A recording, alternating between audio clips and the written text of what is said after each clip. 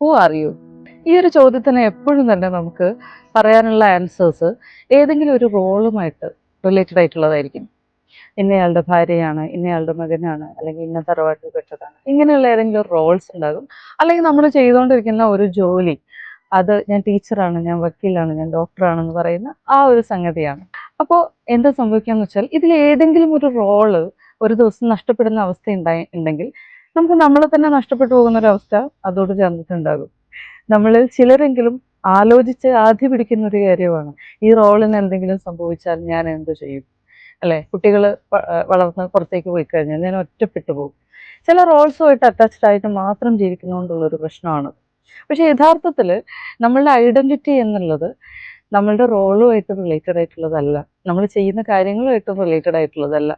നമ്മൾ എങ്ങനെ എക്സിസ്റ്റ് ചെയ്യുന്നു എന്നുള്ളതാണ് നമ്മളുടെ ഐഡന്റിറ്റി. അപ്പോൾ നിങ്ങളിങ്ങനെ റോൾസുമായിട്ട് ഒത്തിരി അറ്റാച്ച്ഡ് ആയിട്ടുള്ള ഒരാളാണെങ്കിൽ നിങ്ങൾക്ക് ചെയ്യാവുന്ന ഒരു കാര്യം, നിങ്ങളൊന്ന് സൈലൻ്റ് ആയിട്ടിരിക്കുക. എന്നിട്ട് ചോദിക്കുക, ആരും അടുത്തില്ലാത്ത സമയത്ത്, ഒന്നും ചെയ്യാനില്ലാത്ത സമയത്ത് ഞാൻ എന്താണ് എൻജോയ് ചെയ്യുന്നത്? നിങ്ങളുടെ ആൻസർ താഴെ കമൻറ്റ് ചെയ്യാവുന്നതാണ്.